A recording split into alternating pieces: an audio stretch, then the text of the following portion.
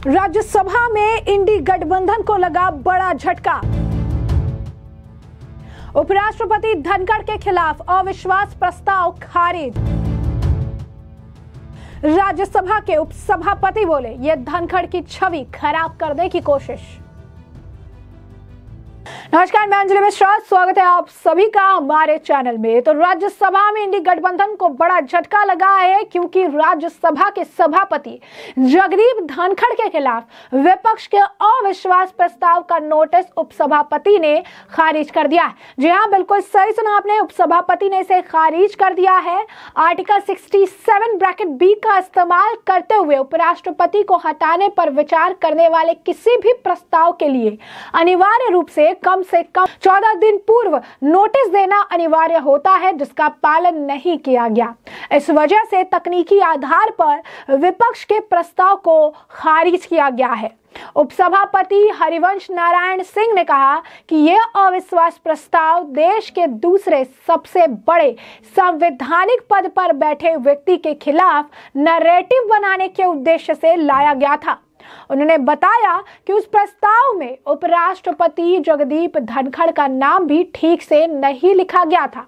बताया जा रहा है कि अविश्वास प्रस्ताव में दस्तावेज और वीडियो का जिक्र नहीं किया गया। उपसभापति ने कहा कि संसद और उसके सदस्यों की प्रतिष्ठा के लिए चिंताजनक बात यह है कि यह नोटिस मौजूदा उपराष्ट्रपति को बदनाम करने के दावों से भरा हुआ था, जिसमें अगस्त 2022 में उनके पदभार ग्रहण करने के समय की घटनाओं का जिक्र किया गया है। नोटिस में प्रामाणिकता की कमी और बाद में सामने आई घटनाओं से पता चला कि यह राजनीतिक प्रचार को चमकाने का सिर्फ और सिर्फ एक प्रयास था।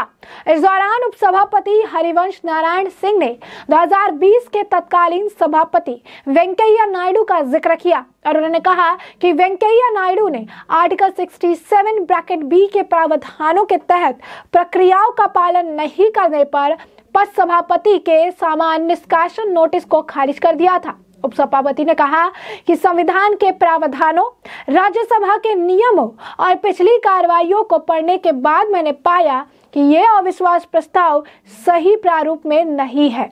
इसके अलावा संविधान के आर्टिकल 19(c) के प्रावधानों के अनुसार किसी प्रस्ताव को आगे बढ़ाने के लिए कम से कम 14 दिन की नोटिस अवधि की आवश्यकता होती है।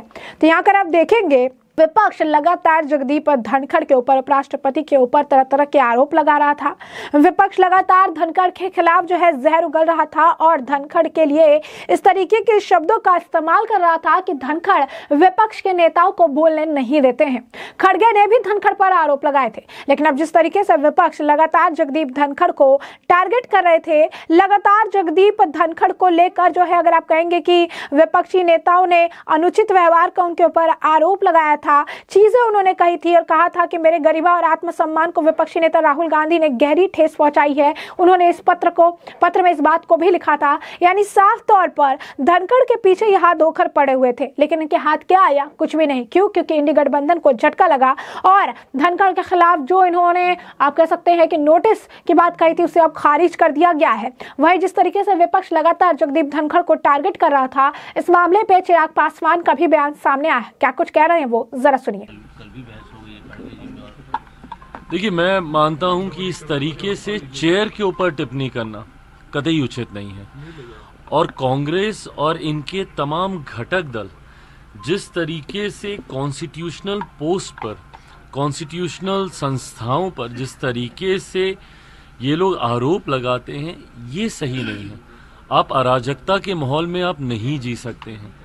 आपको संस्थाओं पे यकीन करना होगा। जांच एजेंसीज हों, चुनाव आयोग हों, एक के बाद एक हर किसी पर इन लोगों ने आरोप प्रत्यारोप लगाने का काम किया, और अब जिस तरीके से चेयर के ऊपर भी ये सवाल उठा रहे हैं, ये कतई जायज़ नहीं है।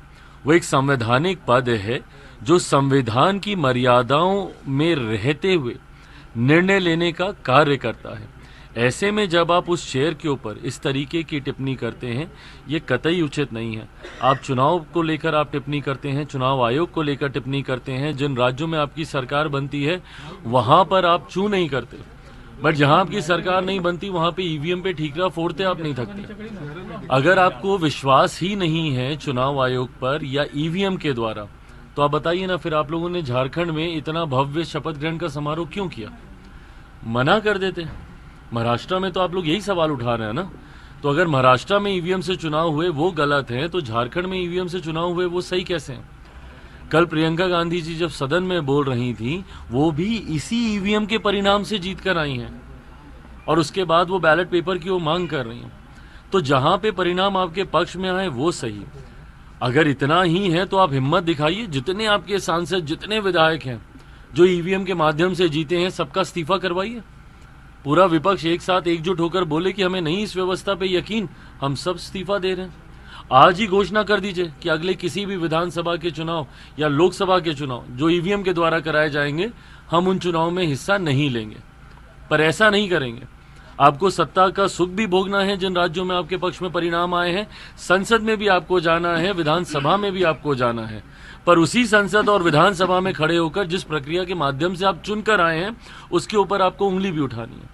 और उंगली उठाते उठाते टीका टिप्पणी करने से आप चेयर पर भी इस तरीके के विवादित बयान देने से आप बाज नहीं आते। ये गलत है, ये लोकतंत्र की मर्यादाओं के खिलाफ है। तो जैसा कि आपने सुना, उन्होंने साफ तौर पर कहा कि विपक्ष, खासकर कांग्रेस जो है उपसभापति के जो है काम को लेकर क्वेश्चन करती है, उनके चेयर को क्वेश्चन करती है, ईवीएम को क्वेश्चन करती है। तो ये उनका चाल और चरित्र बन चुका है कि इस तरीके से जब भी उनके मन मुताबिक चीजें नहीं होती हैं तो सभी को क्वेश्चन करने लगते हैं। बता दें आपको कि कांग्रेस जो है, कांग्रेस ही अविश्वास प्रस्ताव लेकर आई थी धनखड़ के खिलाफ, और उसके बाद जो है इंडी गठबंधन के नेता भी इसका समर्थन कर रहे थे। इस तरीके के आरोप लगाए गए कि विपक्षी नेताओं को बोलने नहीं दिया जाता है, उनका व्यवहार सही नहीं है। इसके बाद सामने आया कि किस तरीके से जो गलतियां की गई थी, किस तरीके से जो चीजें देखने के लिए मिली, किस तरीके से बयानबाजियां की गई थी, इसे लेकर साफ तौर पर धनखड़ ने जो है कहा था कि किस तरीके से वो आहत हुए, किस तरीके से उन्होंने एक्सपेक्ट नहीं किया था कि राहुल गांधी इस तरीके का व्यवहार करेंगे।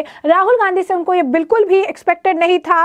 और उसके बाद धनखड़ ने ये साफ तौर पर बयान दिए थे और राहुल गांधी और कांग्रेस उनके इमेज को खराब करने के लिए लगातार प्रयास कर रहे थे। जरा देखिए कि खड़गे ने क्या बयान दिया था। भारत के उपराष्ट्रपति पद का देश का दूसरा सबसे बड़ा संवैधानिक पद है। महान विद्वान doctor Radhakrishnan, doctor Shankar Dayal Sharma ji, justice Hidayatullah, KR. Narayanan समेत कई महान लोग इस पद पर बैठ चुके हैं और काम कर चुके हैं। 1952 से अब तक किसी उपराष्ट्रपति के खिलाफ संविधान के आर्टिकल 67 के अंतर्गत resolution for removal of vice president नहीं लाया गया, क्योंकि वो हमेशा निष्पक्ष और पूरी तरह राजनीति से परे रहे। वो कभी राजनीति नहीं करे, केवल सदन चलाना, और वो भी जो सदन के रूल्स और रेगुलेशन होते हैं उसी के तहत वो सदन चलाते रहते थे। लेकिन आज हमको ये कहना पड़ता है, ये आज रूल्स को छोड़ के राजनीति ज्यादा हमारे सदन में हो रही है। बाबा साहब डॉक्टर अम्बेडकर ने ड्रॉप्ड कॉन्स्टिट्यूशन में ये ऑफिसर्स ऑफ पार्लियामेंट खंड में पेज नंबर 31 पर साफ लिखा था कि the vice president of India shall be ex officio chairman of the Council of States. जैसा कि आपने सुना कि खड़गे जी यहाँ पे कह रहे थे कि पहली बार हुआ है जब चेयर पे बैठे एक व्यक्ति के खिलाफ इस तरीके से अविश्वास प्रस्ताव लाया गया है। पहली बार जो है हम इस तरीके से किसी से जो है उनको हटाने की मांग कर रही हैं, क्योंकि विपक्ष के नेताओं की आवाज बंद कर दी जाती है, उनका मुद्दा नहीं सुना जाता, उन्हें बोलने नहीं दिया जाता, उनका व्यवहार काफी पक्षपातपूर्ण रहा है। इस वजह से यह अविश्वास प्रस्ताव जो है कांग्रेस लेकर आई है और जगदीप धनखड़ को जो है कुर्सी से हटाना चाहिए, उनके खिलाफ एक्शन होना चाहिए, इस तरीके की बात जो है खड़गे करते नजर आ रहे थे। लेकिन साफ तौर पर कांग्रेस की लाख कोशिशों के बावजूद भी अब धनखड़ के खिलाफ ये कुछ आप कह सकते हैं कदम नहीं उठा पाए। और जिस तरीके से हमने आपको बताया कि आपको बता दें कि अविश्वास प्रस्ताव जो कांग्रेस लेकर आई थी और इसे लेकर नोटिस वगैरह जारी करने की बात कही जा रही थी, अब उपराष्ट्रपति जगदीप धनखड़ के खिलाफ अविश्वास के प्रस्ताव को ही खारिज कर दिया गया है। और आपको बता दें कि राज्यसभा के उपसभापति ने भी ये बात कबूल की है, ये कहिए कि बात कही है कि उन्होंने पूरी तरीके से उस पत्र को पढ़ा, उस प्रस्ताव को पढ़ा, वहां पर तो धनखड़ जी का नाम तक सही तरीके से नहीं लिखा गया था। और साथ ही साथ उन्होंने ये भी कहा कि ये धनखड़ की छवि खराब करने की एकमात्र कोशिश थी। तो ऐसे में हमने आपको जो पूरा मामला है विस्तार से बताया और इस मामले पर अब आपकी भी जो राय हो हमें कमेंट सेक्शन में कमेंट करके जरूर से जरूर साझा करिएगा। धन्यवाद।